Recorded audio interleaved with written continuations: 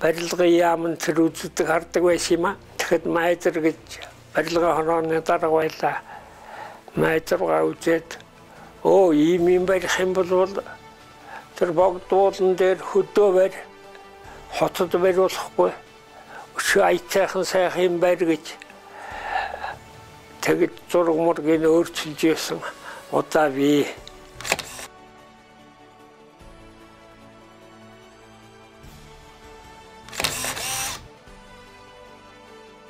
1965 оны 10 дугаар сарын 27-нд зурагт радио байгуулах газартаа шав тавих ёслол болж энэхүү ёслолд тухайн үеийн нам засгийн удирдлага, зөвлөлт толгойд улсын элчин сайдын яамны ажилчид, зөвлөлт толгойд улсын барилгын 2 дугаар трестийн ажилчид, холбоочид, Монголын радиогийн улсын хорооны ажилчид, сонин хэвлэлийн сурвалжлагчид оролцсон өргөн дэлгэр ёслол болж өнгөрчээ.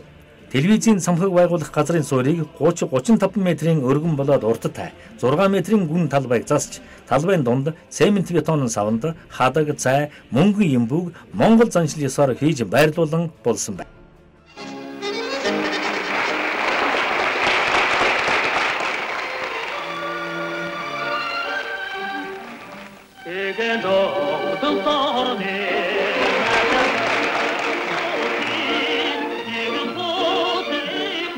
Зөвлөлт толгойд улсын коммунистын 23 дугаар их хурлд нэгдсэн бэлэг дэмбэрэлтэй сайхан өдөр Монголын зурагт радиогийн төвийн суурь тавигдсан билээ.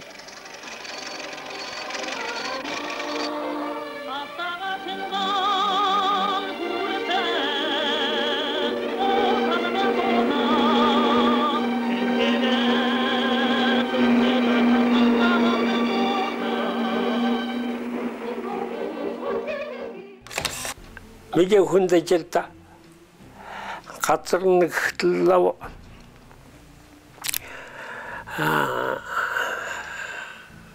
6 метр шоу газрын ухаж бетон цутгаж хийж байсан юм. Тэгээ газрын гүнийг бетон цутгах ажлын одоо эхэллээ шүү. Энийг үздэг хардаг хүмүүс бол очиж үзээч гэж биднүүдийг аваач үзүүлж гарын үсэг зурулж ямар бетоноор яаж одоо суурийг цутгах вэ гэдгийг харуулж ийсэн юм. Тэгээ би тэрнийг бол сайн мэддэг юм л да. Тэгээ хамгийн гол нь татварг байхгүй хийхийн тулд тэр чинь дөрвөн одоо шон хөлийн одоо их гүнд батвах хийх ёстой ийм л байсан. Надад юу 1 сарын 10-нд ирэхэд телевизийн антенн 16 м босцсон.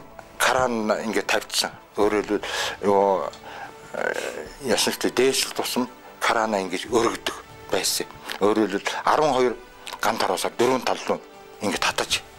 Тэгээ нэг үе 8 м шүү дээ. Нэг 8 м явчаад дахиад өргөөл ингэж явцсан. Тэн дээр л ингээд одоо тэр үед барьжсэн лүүлх нь юу левот нь одоо хүртэл байгаа. Чин 4 жил болчихжээ шүү дээ. Лүүлх нь бас солигдоогүй. Тороос нь одоо хүртэл байгаа. Харин гар левот нь бол байхгүй.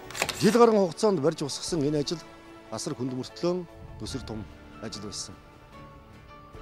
Энэ ажлыг хийхэд одоо та бүхний харж байгаа энэ болт энэ бүхнийг дээш нь зөөх, зөөвөрлөх, дээр аваачиж угсрах энэ бүх ажил жилийн 4 өдрөлд явагдаж байсан гэж бодохоор ямар хүнд хүчээр ажил байсан бэ гэдгийг бас та бүхэн ойлгож байгаа байна. Түүнээс гадна энэ ажил дээр ажилласан Монголын 3 инженер өндөр уулархаг бүс нутагт өссөн хүмүүсийн хувьд өндөрт ажиллах илүү сайн чадвартай байсан байгаа зогсохгүй зөвлөлтийн мэрэгчлүүд сармагчин шиг авирах юмаа гэж тэднийг магтаж байсан гэж. Энэ хүмүүсийн ажлын чадвар бүтээлийн өндөр байдал нь зөвлөлтийн мэрэгчлүүдийг гайхшруулж Монгол хүний чин зэрэг, Монгол хүний ажиллах чадамжийг илэрхийлж байсан бархалтай цаг үе байжээ. Барьж байгаа явцад хэцүү зүйл нь үл юу хамгийн хэцүү зүйл үл тэр юу яа. Хамгийн гол нь доороос осоор чиглүүлж өгөх. Өөрөөр хэл тэр 8 тоныг мөрүүлэхгүй.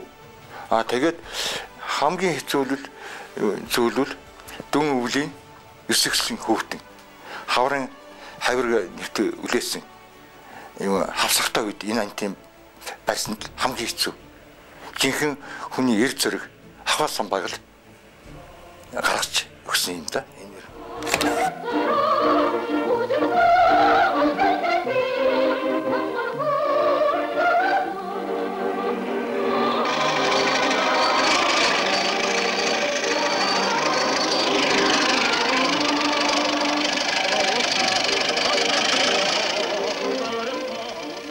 Дөрвөн зуун тоног режимтэй төмөрлөх холойнуудаас бүтсэн энэ авраг том замхаг тентийн нь 70-90 км-ийн зайд зөрөгт радиогийн нэвтрүүлгийг дамжуулах чадaltaй юм аа.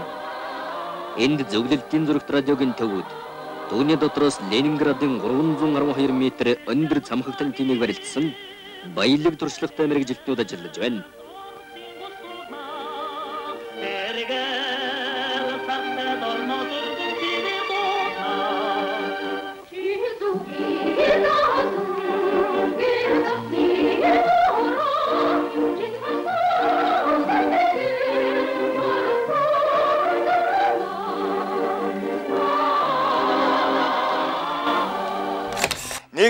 Нэг гоё биш үү тийм ээ?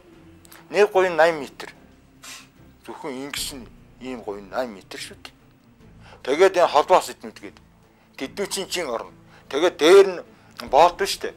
Боолтны чин юу 16 м-аас нь би юу босгосон гэж ярьсан. Одоо зүгээр 2 боолт биш үү?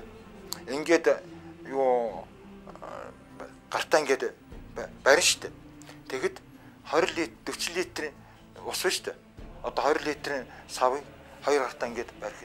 Тэгж тийм хэмжээтэй. Ямар ч байсан нэг боолт 15 кг. Доор. Тэгээ дээш яваад бас боолт хэмжээ нарийнсан шүү дээ. Хамгийн сүүлд антин босгочоод антины одоо тэгш хазгаа бас ийг чангалж байгаа. Боолтыг тэгэд 5 гарч чангалж байгаа. Түлхүүрийг би мөрөн дээр тавьчихад явж байгаа шүү дээ. Тэр түлхүүрийг. Тэгт чинь нэлээ яггүй. Нэлээ ямар ч нэг 40-50 кг түлхүүр шүү дээ. Зөвлөлтийн бэрлэгэн 2 дугаар трестийн хамт олон Монголын зурагт радиогийн төвийг хугацаанаас нь 2 сарын өмнө дуусгаж хөдөлмөрийн эндээжийг анх дүү Монгол нөхөдөө агуйх октябрын 50 жилийн ойн бэлэг болгон барьлаа.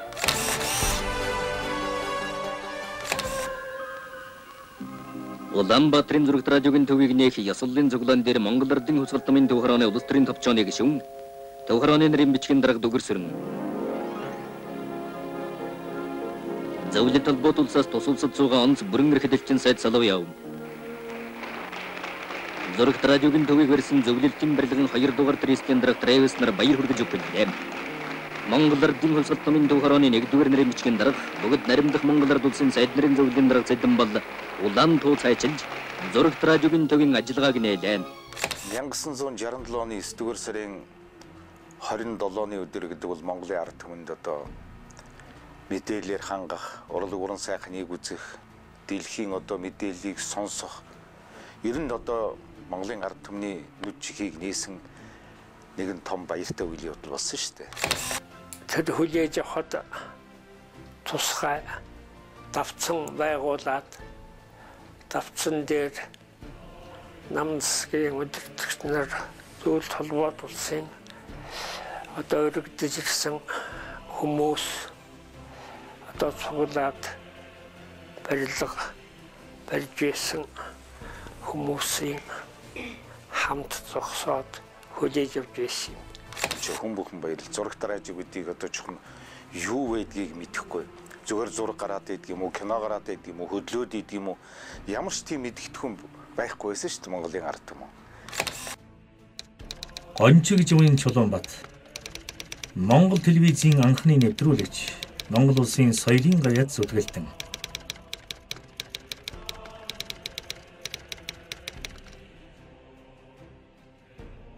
Тэгээд 97 оны 9 сарын 27-ны өдөр бол энэ Монголын зурагт радио анх нээгдсэн.